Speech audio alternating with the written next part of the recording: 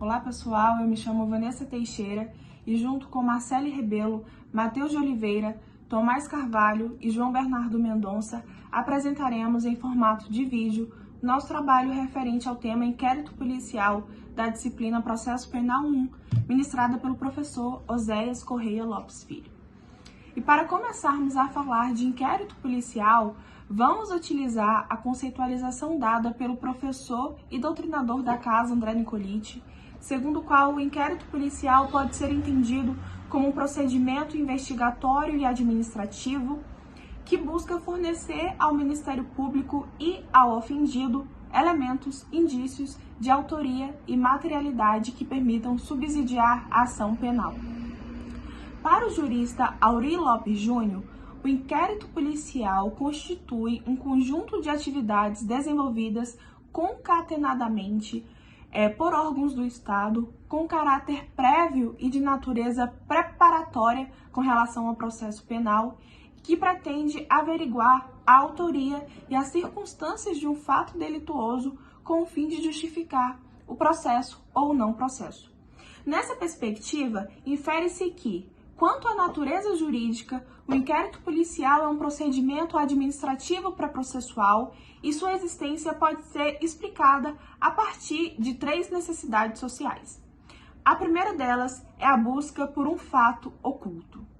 Ao tomar conhecimento de um fato aparentemente reprovado pelo poder punitivo estatal, a autoridade policial adota o inquérito policial como um procedimento investigativo para colher elementos suficientes de autoria e materialidade para o oferecimento da acusação ou justificação do pedido de arquivamento. O segundo motivo é a função simbólica do inquérito policial. Aury Lopes Júnior entende que a visibilidade da atuação estatal investigatória contribui no plano simbólico para o restabelecimento da normalidade social abalada pelo crime. Posto que afastaria, assim, um sentimento de impunidade. E, por fim, tem-se a necessidade de se estabelecer o inquérito policial como um filtro processual para evitar acusações infundadas, posto que a fase processual, por si só, é gerador de estigmatização social e jurídica e também é um motivo de grande sofrimento psíquico ao investigado.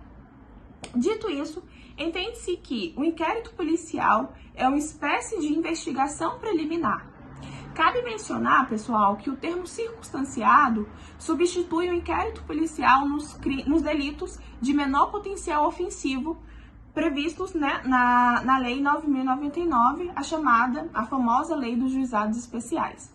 Lembrando que os delitos de menor potencial ofensivo são as contravenções penais e os crimes cuja pena máxima não ultrapasse 2 anos.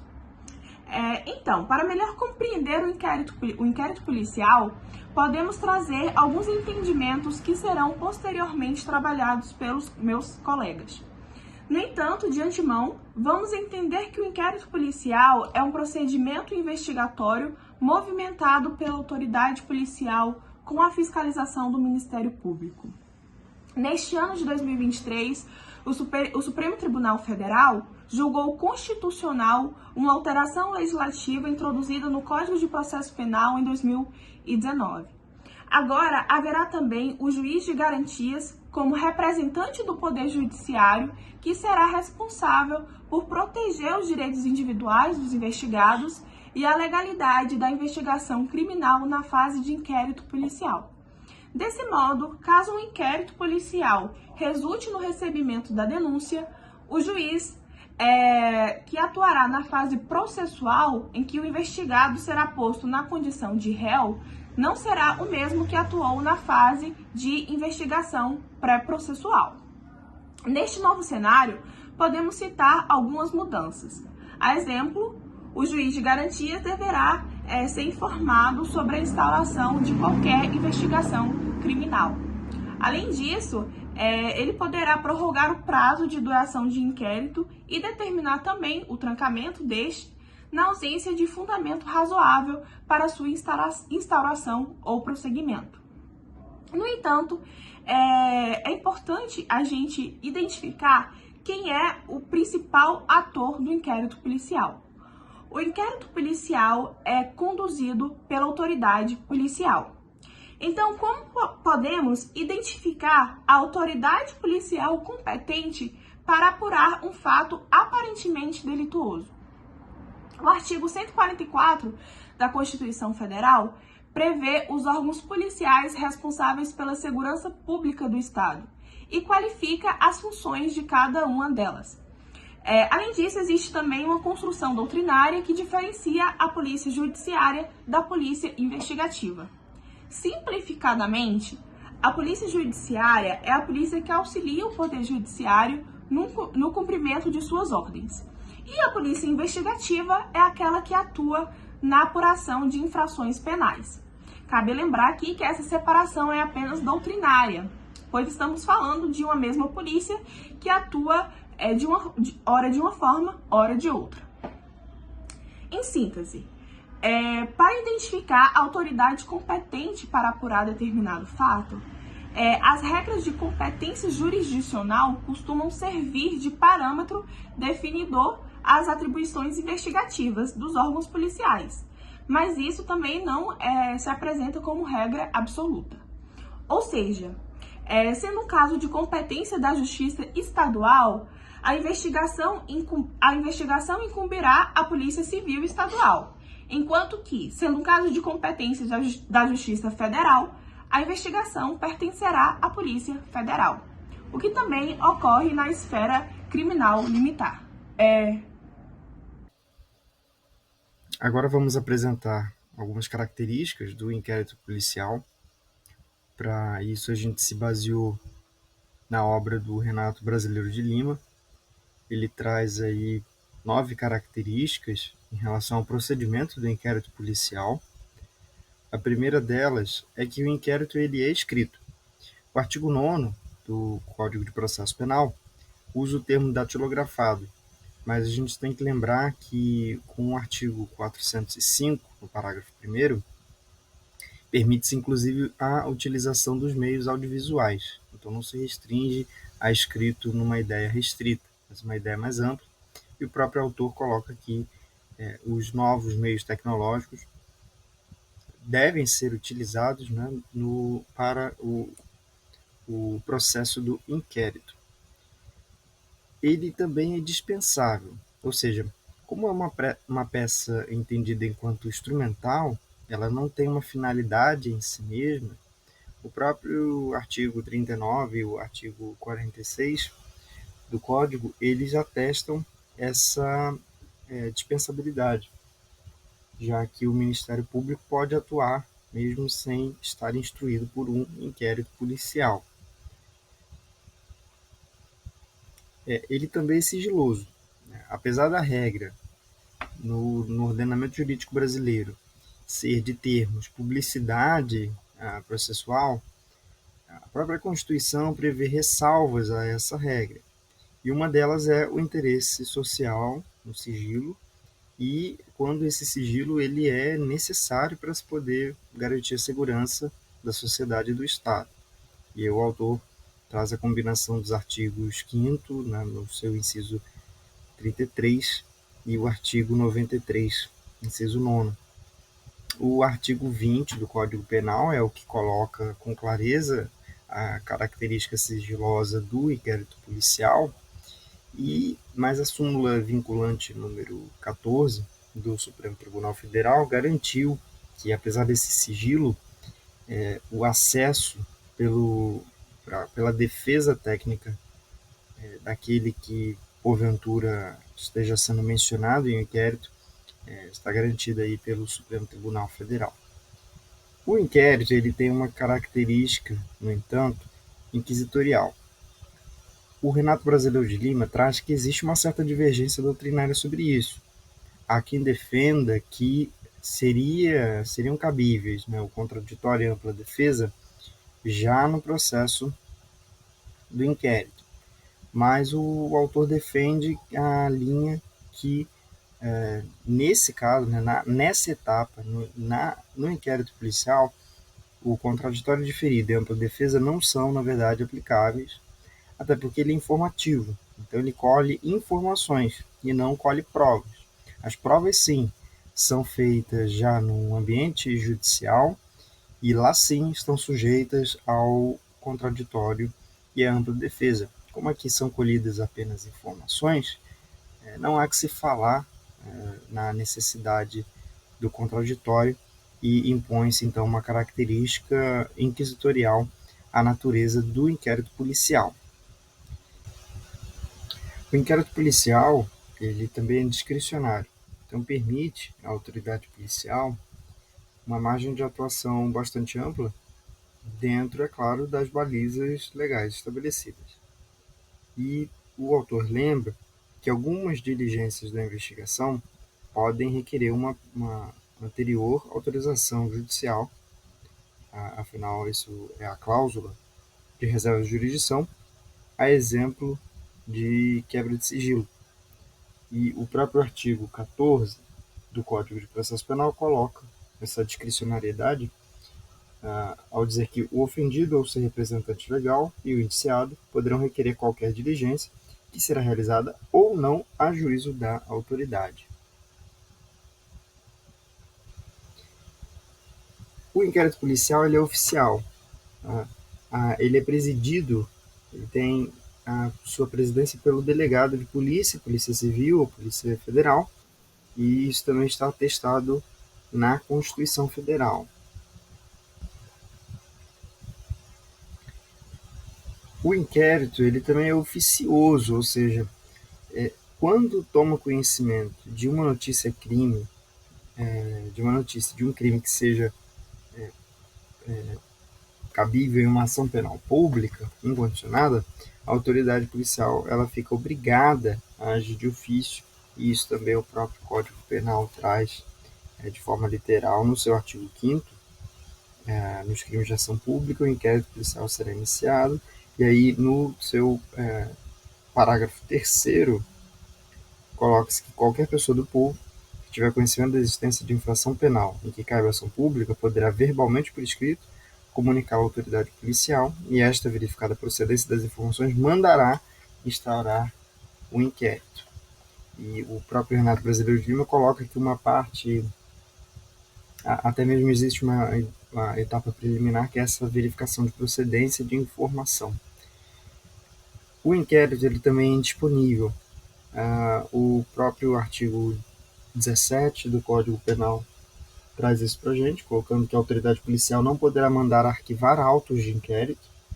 Isso fica, o arquivamento dos autos fica aí na mão do promotor natural. E existe uma controvérsia acerca do artigo 28 do Código de Processo Penal, que estava sendo julgado pelo STF, estava com sua eficácia suspensa, e voltou o julgamento. E aí foi atribuída a interpretação conforme a Constituição do CAPT, que foi alterado pelo pacote anticrime, a Lei 13.964 de 2019, e o Supremo entendeu que, ao se manifestar pelo arquivamento do inquérito policial ou de quaisquer elementos informativos da mesma natureza, o órgão do Ministério Público submeterá sua manifestação ao juiz competente e comunicará à vítima, ao investigado e à autoridade policial, podendo encaminhar os autos para o procurador-geral ou para a instância de revisão ministerial, quando houver, para fins de homologação na forma da lei. E aí foi vencido, né, o ministro Alexandre de Moraes, que ele considerava que algumas hipóteses teriam uma revisão automática. Então, aí ficou a critério do MP, que pode, né, encaminhar os autos para o procurador-geral. E o inquérito policial ele é temporário. Aí a baliza principalmente de um direito fundamental no artigo 5º da Constituição, que postula o direito à razoável duração do processo. Agora nós vamos falar um pouco sobre as pessoas envolvidas no inquérito policial, começando pelo delegado de polícia, que é um cargo privativo do bacharel em Direito e que tem a sua autoridade limitada ao território da sua respectiva circunscrição. O delegado é quem, via de regra, preside o inquérito policial, apesar de existirem algumas exceções nas quais outras autoridades administrativas estão autorizadas a presidir o inquérito. É o caso, por exemplo, das comissões parlamentares de inquérito, dos inquéritos policiais militares e dos crimes cometidos nas dependências da Câmara dos Deputados ou do Senado Federal. Quando da instauração do inquérito, o delegado vai realizar uma série de diligências investigatórias, como a apreensão de objetos, a requisição de exames, a requisição de perícias, a oitiva de testemunhas e até a representação pela prisão preventiva, se for o caso. Esse conjunto de atos do delegado é realizado com o objetivo de apurar as circunstâncias, apurar a materialidade e a autoria da infração penal. A gente tem também como uma outra figura policial a figura do escrivão, que é também uma autoridade policial que realiza atividades relacionadas à investigação de infrações penais, cumprindo as ordens emanadas do delegado, executando trabalhos cartorários das unidades policiais, participando de atividades operacionais, dentre outras funções. E aí, atuando de forma subsidiária durante o inquérito policial, a gente tem também a figura do juiz de direito. E essa atuação do juiz de direito ocorre de maneira subsidiária porque é importante que o juiz de direito fique mais afastado do inquérito para que ele não se contamine com os elementos da investigação e se mantenha imparcial. Mas, ainda assim, ele vai atuar no inquérito quando se tratarem de medidas que restringam algum direito fundamental, como o direito à liberdade, por exemplo. Porque esse tipo de medida só pode ser realizada mediante autorização judicial. Alguns exemplos dessas medidas são a interceptação telefônica, a busca e apreensão e a própria prisão preventiva. É importante falar também da figura do juiz de garantias, que é uma criação da Lei 13.964 de 2019, conhecida como pacote anticrimes. E a ideia do juiz de garantias é justamente evitar que um mesmo magistrado participe da fase de inquérito e também da fase de julgamento, de maneira a preservar a sua imparcialidade. Então, o juiz de garantias surge como um magistrado que vai atuar somente na fase de inquérito policial, com a responsabilidade de proteger os direitos individuais dos investigados e a legalidade da investigação criminal.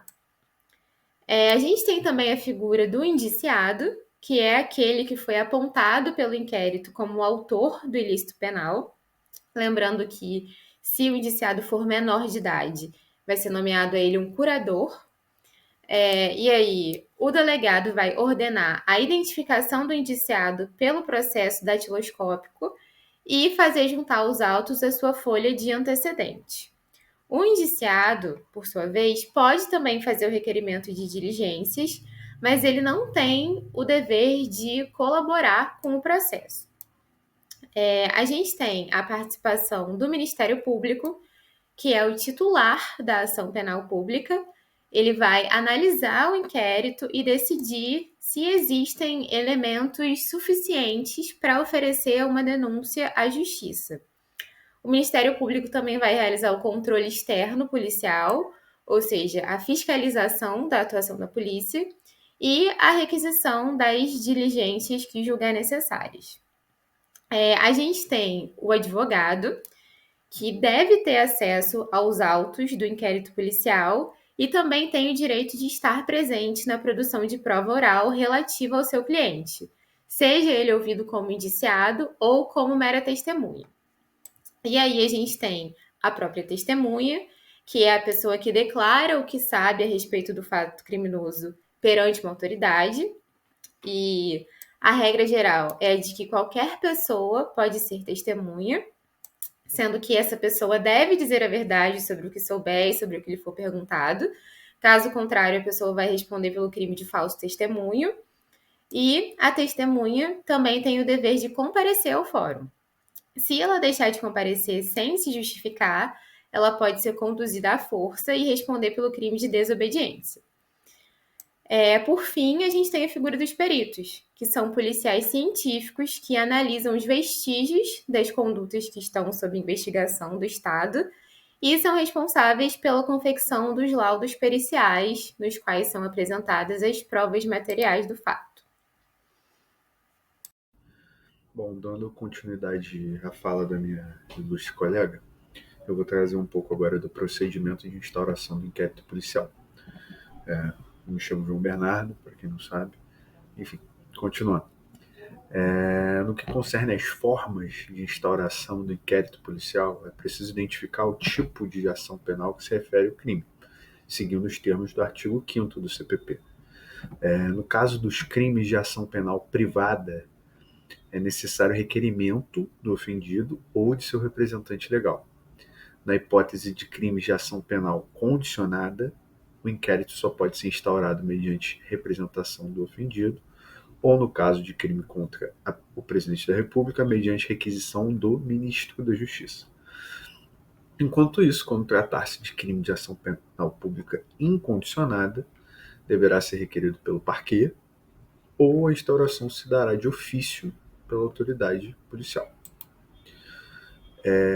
Além disso, a instauração do inquérito policial ela se inicia por um ato inicial, que por sua vez pode consistir em uma portaria ou uma prisão em flagrante, nos termos do artigo 301 do CPP.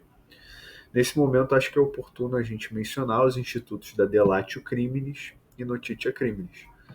A delatio criminis nada mais é que uma notícia oferecida por algum qualquer da população, enquanto a notitia criminis é o próprio ato de provocação formal. Então, assim, a notitia criminis é um gênero e a delatio criminis é uma espécie desse gênero. E a notitia criminis ela pode ser de cognição imediata, provocada ou coercitiva. No caso de cognição imediata, a autoridade policial ela toma conhecimento de um fato gerador por meio das suas atividades rotineiras inerentes à sua função. Já na de cognição provocada, a autoridade policial toma conhecimento do fato por meio de um expediente escrito. Nesse caso, poderia ser a delatio criminis, que é uma denúncia. Já na notitia criminis de cognição coercitiva, a autoridade policial toma conhecimento do fato pela apresentação do indivíduo preso em flagrante. Além do ato inicial, o inquérito policial ele depende de mais de dois tipos de atos, né? Os atos de comunicação e os atos formais. Os atos de comunicação são a representação, requerimento, requisição, tudo nas formas do artigo 5º do CPP. Os atos formais já são o indiciamento, ou seja, pode ser direto ou indireto, a tipificação e a obrigatoriedade de comunicar, né, de comunicação ao magistrado, ao juiz e ao Ministério Público. Além disso, acho que esse momento é bom para a gente fazer um destaque ao informativo 717 do STF, que fala que o indiciamento é um ato privativo da autoridade policial. Então, o juiz não pode determinar que um delegado de polícia faça o indiciamento de alguém. Além disso, todas as pessoas podem ser indiciadas, salvo as seguintes exceções: membros do Ministério Público, magistrados e pessoas com foro por prerrogativa de função. Acho que nesse momento também é bom para a gente entender melhor determinados procedimentos dentro do inquérito policial, a questão das autoridades coautoras. A gente tem três possibilidades. Quando o inquérito for instaurado pelo delegado, o delegado será a autoridade coautora. Por tal motivo, o eventual habeas corpus a ser impetrado deve ser direcionado ao juiz de primeira instância, de piso. Se o inquérito ele for instaurado pelo Ministério Público, o promotor ou procurador será a autoridade coautora, sendo o motivo pelo qual o eventual habeas corpus a ser impetrado terá de ser dirigido ao Tribunal de Justiça, na UTJ, ou ao Tribunal Regional Federal, TRF. No caso de prisão em flagrante, a autoridade coautora é o delegado enquanto estiver na delegacia, procedimento administrativo. quando o inquérito passar para a fase judicial, o habeas corpus deve ser remetido ao TJ ou ao TRF. Posteriormente, a gente tem a fase instrutória, né, a fase de instrução do inquérito policial. Nessa fase é realizado interrogatório, oitiva de testemunhas, quebra de sigilo bancário, perícias e reprodução simulada dos fatos. Sobre esse último procedimento, é digno de destaque a não obrigatoriedade de participação do réu em respeito ao princípio do direito ao silêncio.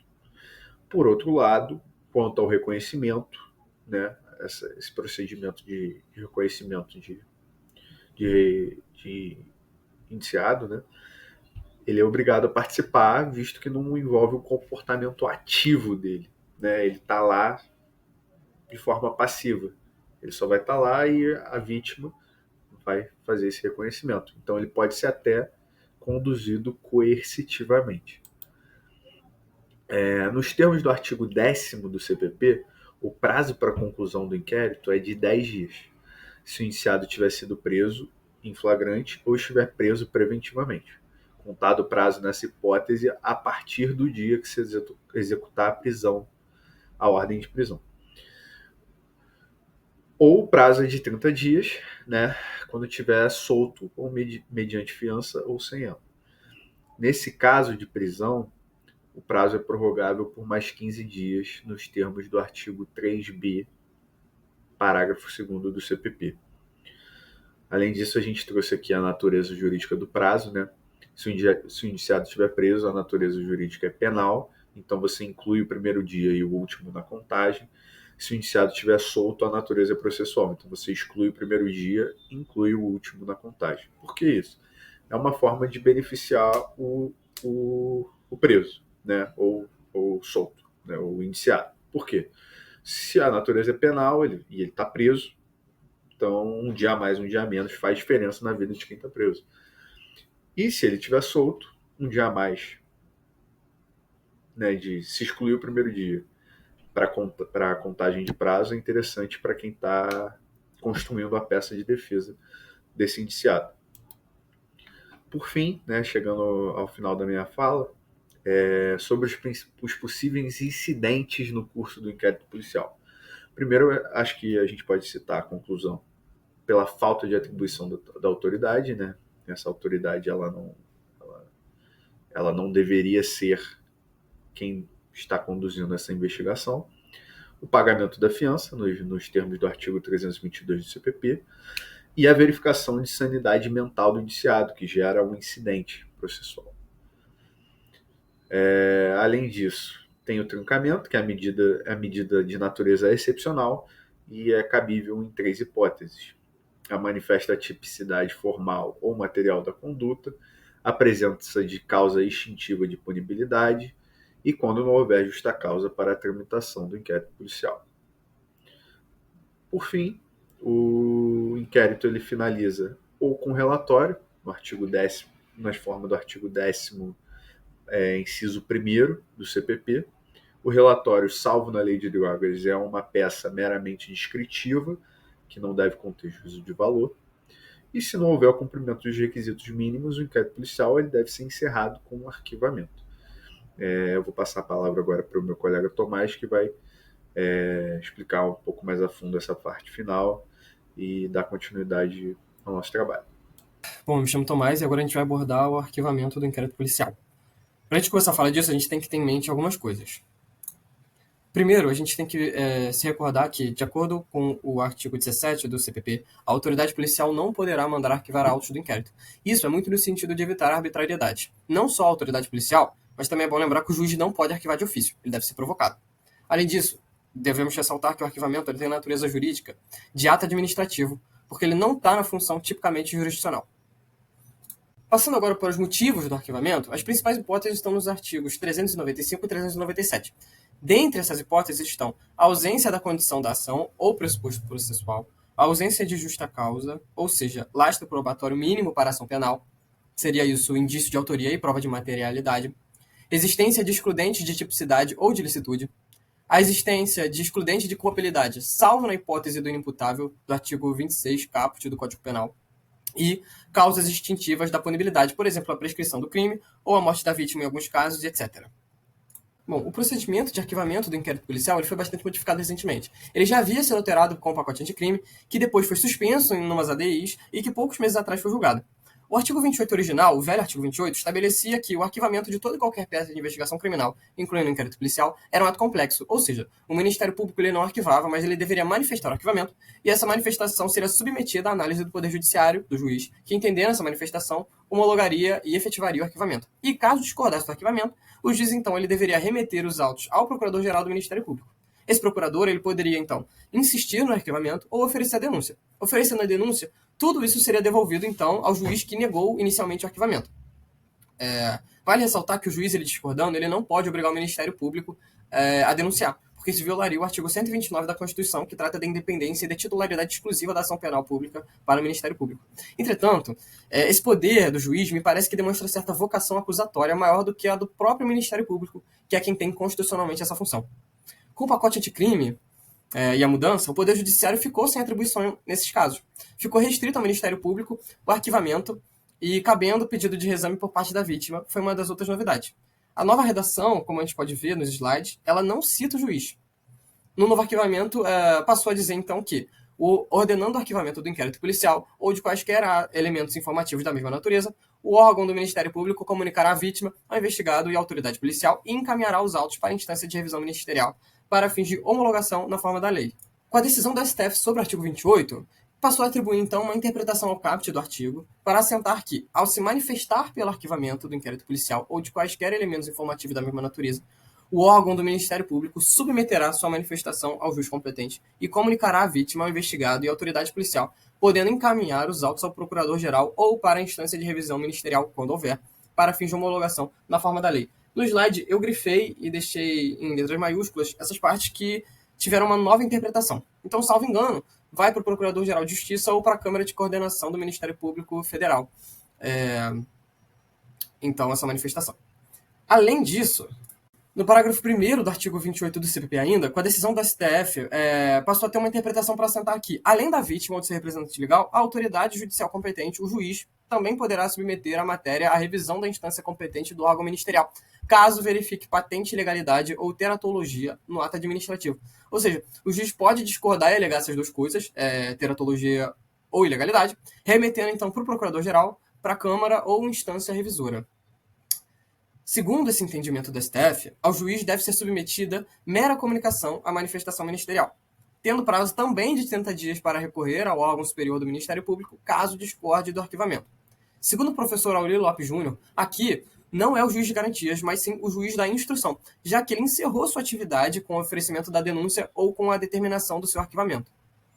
Algumas das novidades foram a obrigatoriedade de comunicar à vítima, a possibilidade da vítima pedir reexame, todo arquivamento ele vai ser necessariamente revisto pelo órgão ou instância revisora no âmbito do Ministério Público no prazo de 30 dias e também manter a participação do judiciário, que precisa então ser comunicado. O Aurélio Lopes Júnior, o Alexandre Moraes da Rosa e o Nestor Eduardo Santiago dizem que, no sistema anterior, o arquivamento é uma decisão judicial que faz coisa julgada material em alguns casos. Já no novo artigo 28, no novo arquivamento advindo do pacote anticrime, trata-se então de um ato meramente administrativo por parte do Ministério Público. E eles entendem que, após as decisões do STF, o arquivamento seria considerado um ato administrativo composto. E a nova decisão de arquivamento, agora feita sem homologação judicial, somente se consolida após a revisão pela autoridade administrativa superior, nesse caso, o órgão colegiado do Ministério Público.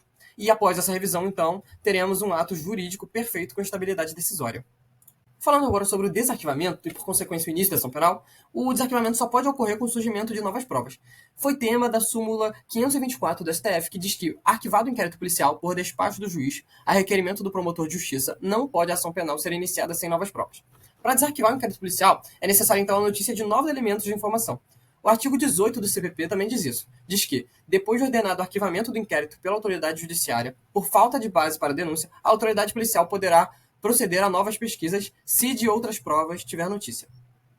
Uma observação que eu queria fazer é que o inquérito policial ele pode ser dispensável se o promotor tiver justa causa, pode denunciar diretamente. Caminhando para a conclusão dessa etapa, eu queria pincelar sobre o arquivamento da ação penal privada, que está presente no artigo 38, que diz que, salvo disposição contrária, o ofendido, seu representante legal, decairá do direito de queixa ou de representação, se não exercer dentro do prazo de 6 meses, contado do dia em que vier a saber quem é o autor do crime, ou, no caso do artigo 29, do dia em que se esgotar o prazo para oferecimento da denúncia. E, além disso, mencionar também o arquivamento implícito, que é quando o promotor ele não inclui na denúncia o indiciado, ou seja, você não tem referenciado o culpado. E é isso, agora eu vou passar para o Matheus novamente falar e encerrar a apresentação. Concluindo o trabalho, o grupo faz algumas reflexões sobre os desdobramentos do inquérito policial no devido processo legal. Sabe-se que o inquérito ele tem uma característica, uma natureza de ser pré-processual. Ele não é ainda o processo penal, mas ele irá, eventualmente, subsidiar ou não um processo penal. Então, ele tem essa natureza pré-processual e não está exatamente sujeito ao crivo do contraditório da prova, por exemplo. Pois essa já é uma característica da natureza processual penal, chamada de uma peça meramente informativa. Só que o artigo 5º da Constituição, por exemplo, já coloca que ninguém poderá ser privado da liberdade ou de seus bens sem o devido processo legal, dizendo que uma eventual prisão precisa da observância do devido processo legal, portanto. E um dos exemplos de outras garantias que subsidiam esse processo, esse princípio, é a impressibilidade de uma autorização judicial, por exemplo, para efetuar uma busca e apreensão ou para interceptação de comunicação telefônica. Com a súmula vinculante 14 e a Lei 3.245 de 2016, as possibilidades de uma assistência ao indiciado por uma defesa técnica foram ampliadas. E o próprio artigo 7º do Estatuto da OAB coloca o direito do advogado a assistir os clientes investigados já durante a apuração de infrações e tenta colocar uma nulidade absoluta do respectivo interrogatório, depoimento e, subsequentemente, de todos os elementos investigatórios e probatórios dele decorrentes ou derivados direta ou indiretamente, e dando inclusive o poder do advogado já de apresentar razões e quesitos. Também no inquérito policial entende-se que há a possibilidade da autodefesa, para além, é claro, da defesa técnica, especialmente no interrogatório policial. Acontece que a jurisprudência tem um certo entendimento que enfatiza, e que é um exemplo do TRF da Terceira Região, enfatiza a natureza investigatória do procedimento do inquérito, sendo inquisitivo, né, e não sendo um processo, e já afirma, diferentemente do texto legal do Estatuto da OAB, por exemplo, de que o inquérito ele não pode ser sujeito a nulidades, né, mas apenas a irregularidades. Enfatizando a natureza do inquérito para apenas fomentar a opinio delicti do Ministério Público. E o magistrado aqui entende que existe uma separação, que eventuais irregularidades lá do inquérito não irão contaminar a ação penal. O STJ, em um habeas corpus, coloca que o inquérito é uma mera peça informativa, meramente para a formação da opinião delicti do Ministério Público, natureza inquisitiva, sem natureza de processo, e aí mesmo que existissem irregularidades nos inquéritos policiais, tais falhas não contaminariam a ação penal. E o magistrado enfatiza, inclusive, que o entendimento é tão pacífico e evidente que se torna difícil discuti-lo. Então, são essas algumas considerações finais sobre a importância de já se observar no inquérito policial o princípio do devido processo legal.